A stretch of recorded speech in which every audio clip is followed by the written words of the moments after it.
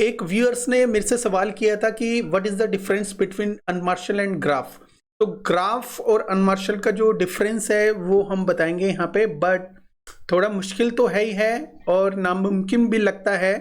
Difference कुछ updates हैं, वही डिफरेंस है, बाकी काम इसका एक जैसा है। बहुत शॉर्ट वर्ड्स में बता दूंगा बिकॉज काफ़ी व्यूअर्स ने मुझे ये भी बताया कि आपका वीडियो थोड़ा सा लंबा होता है।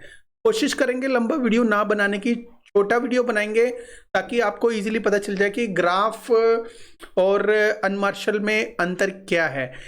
दोस्तों, ग्राफ और अनमार्शल में बेसिकली वैसे कोई काम नहीं है। Most reliable blockchain data infrastructure notification analytically.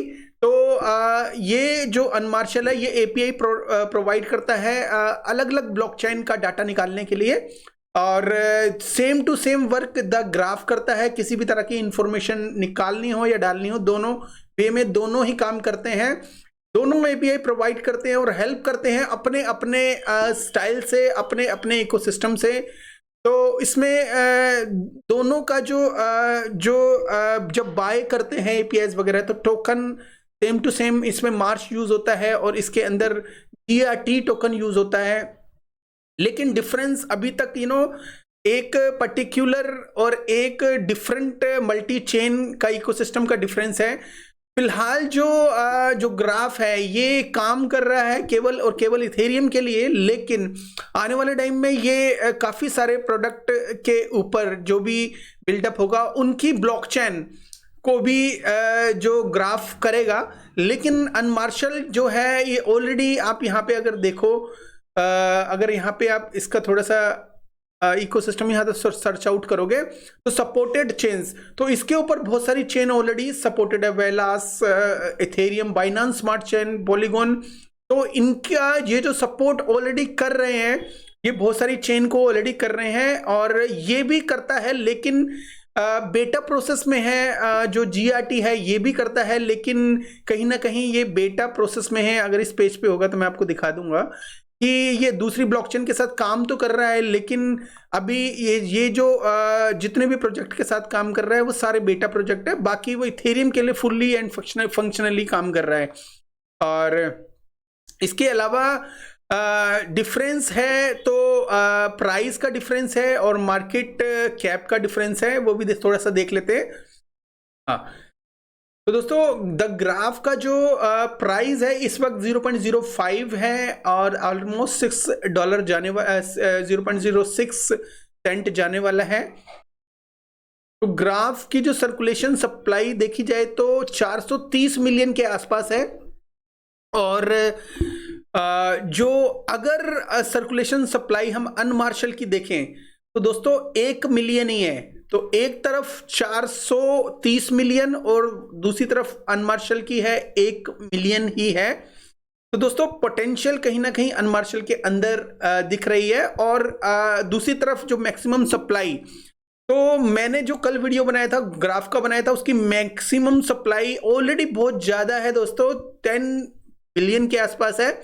तो 10 बिलियन जो है एक बहुत बड़ा सप्लाई है, और इसके अंदर ऑलरेडी इन्फ्लेशन भी है, तो इन्फ्लेशन की वजह से इसकी सप्लाई और बढ़ने वाली है। बाकी अनमार्शल की जो मैक्सिमम सप्लाई अभी फिलहाल इतनी दिखाई गई है, और बाकी रहा इसकी जो मैक्सिमम सप्लाई भी में अंदर ह्यूज डिफरेंस है। तो इसके अलावा टोटल जो सप्लाई है वो भी सेम है, सर्कुलेशन भी ठीक ठाक है और भी आएगी, बट जब मैक्सिमम इतनी दिख रही है तो और भी आएगी, तो भी ज़्यादा नहीं होगी। तो दोस्तों कुछ लोगों ने काफ़ी सवाल किए हैं कि कौन सा टोकन हमें लेना चाहिए। देखो, जीआरटी एक हाई लेवल के ऊपर काम कर रहा है और अनमार्शल भी हाई लेवल पे काम कर रहा है।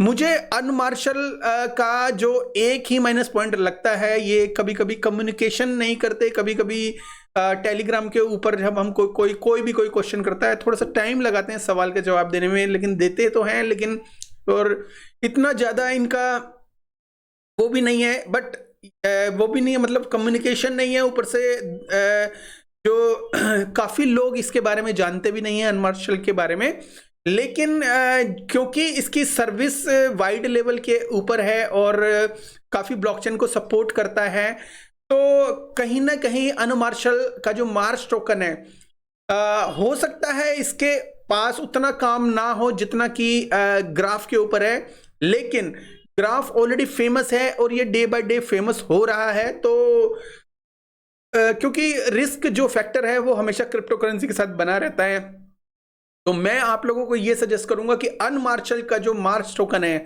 इसको थोड़ी सी ज्यादा क्वांटिटी में, अगर आपके पास ग्राफ है तो उसको बेचने की कोई जरूरत नहीं है, उसको भी रखो फॉर लॉन्ग टर्म, क्योंकि शॉर्ट टर्म वाला ग्राफ नहीं है, लेकिन शॉर्ट टर्म वाला मार्च टोकन जरूर हो सकता है आपके लिए। तो because you know next bull आते ही बिकॉज ऑफ लो सप्लाई ये एकदम बूम कर जाएगा, और हो सकता है जो ग्राफ जब ये मून करे उस टाइम ग्राफ की सप्लाई इंक्रीज हो, तो जो मैक्सिमम सप्लाई इंक्रीज हो रही हो, तो कहीं ना कहीं तो मैं रिकमेंड करता हूं आप लोगों को कि अनमार्शल का थोड़ा सा ध्यान रखो, इनकी अनाउंसमेंट, और इनसे बात करते रहो क्या है इनका इकोसिस्टम, थोड़े से इसके लिए और थोड़ा सा स्टडी करो, और मार्च टोकन कहीं ना कहीं आपको अच्छा रिटर्न दे पाएगा ऐसा लग रहा है, बिकॉज ऑफ लो सप्लाई।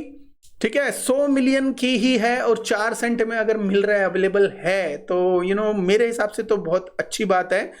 लेकिन यू नो और वेट करेंगे तो हो सकता है, और लेकिन वेट बार बार करने से क्या होता है, ये हाई रेट पे भी जा सकता है, तो इससे अच्छा है कि थोड़ा थोड़ा बाय करो। जैसे 1 रुपया है तो 25-25 पैसे का 4 बार बाय करो, और क्योंकि बियर मार्केट चल रही है, 1 मंथ के आसपास अगर बाय करते रहोगे तो ज्यादा बढ़िया है। हर 2-4 दिन बाद बाइंग करना यू नो ठीक नहीं है मेरे हिसाब से, तो हर महीने के हिसाब से अपना यू नो सिप का टाइम आ चुका है, अगर सिप करोगे तो बेनिफिट में रहोगे, अगर सिप नहीं करोगे वन टाइम में जितना पैसा है आप इसके अंदर डाल दोगे किसी भी टोकन के अंदर, तो आपको लॉस हो सकता है। तो दोस्तों अनमार्शल और इसका मैंने आपको डिफरेंस बता दिया, कोई डिफरेंस नहीं है, लेकिन हाँ प्राइस, इकोसिस्टम और इकोसिस्टम भी सेम है, प्राइस का डिफरेंस है, सर्कुलेशन और मैक्सिमम सप्लाई, टोटल सप्लाई, और जो भी नंबर्स का फर्क है, बाकी काम में कोई फर्क नहीं है।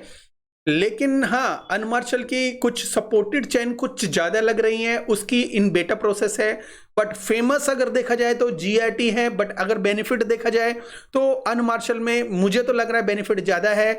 अगर कहीं अनमार्शल यू नो बड़ी एक्सचेंज के ऊपर आ जाता है तो ये जो 1 मिलियन के आसपास मार्केट कैप लग रही है, ये भी 10-12 मिलियन आराम से हो जाएगी, और हो सकता है कि 20 मिलियन यू नो आने वाले 6 महीने में हो जाए। और अगर ये कहीं ना कहीं ये 400-500 मिलियन हो जाती है, जो एक 400-500 मिलियन भी इस टाइप के प्रोजेक्ट के लिए बहुत कम है, ये कोई फाइनेंशियल एडवाइस नहीं है बिल्कुल भी, आप इसको लेके, और बहुत सारी जो कंपनीज है वो क्या करती है, खासतौर पे इंडिया की भी बात कर रहा हूं, इंडिया में क्या होता है, इंडिया में बहुत सारी कंपनीज पैसा बटोर के चले भी जाती है, अच्छी चीजें दिखाती है, बाद में यू नो फ्रॉड भी करना इंडियन कंपनी से भी सीख सकते हो। बाहर की कंपनी अभी आजकल बहुत ज्यादा यू नो हो रही है, FTX और बहुत सारी कंपनीज हो रही है फ्रॉड, तो अपना जो कम से कम पैसा हर उसके अंदर लगाएं। इस साल हमने क्या करना है, टोकन ज्यादा बाय करने हैं और पैसा हर टोकन में डिवाइड करके रखना है। उससे बेनिफिट क्या होगा,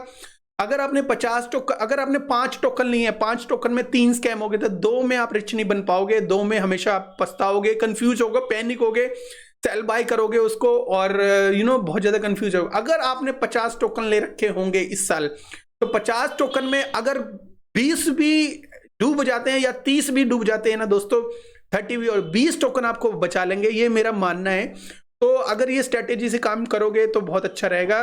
बाकी और एडवाइस के लिए आप यू नो फाइनेंशियल एडवाइस के लिए तो नहीं, लेकिन हाँ किसी भी तरह का कुछ पूछना हो इकोसिस्टम से रिलेटेड तो आप मेरा टेलीग्राम ज्वाइन कर सकते हो। जो भी नए व्यूअर्स हैं, देख रहे हैं, उनके लिए मेरा चैनल है, बहुत अच्छा है। मैं यू नो काफ़ी कोशिश करता हूं उनको ठीक ठाक इंफॉर्मेशन देने के लिए, फिर भी कोई गलती हो जाए तो उसके लिए माफ़ी। Thank you very much, have a good one, take care, bye bye friends.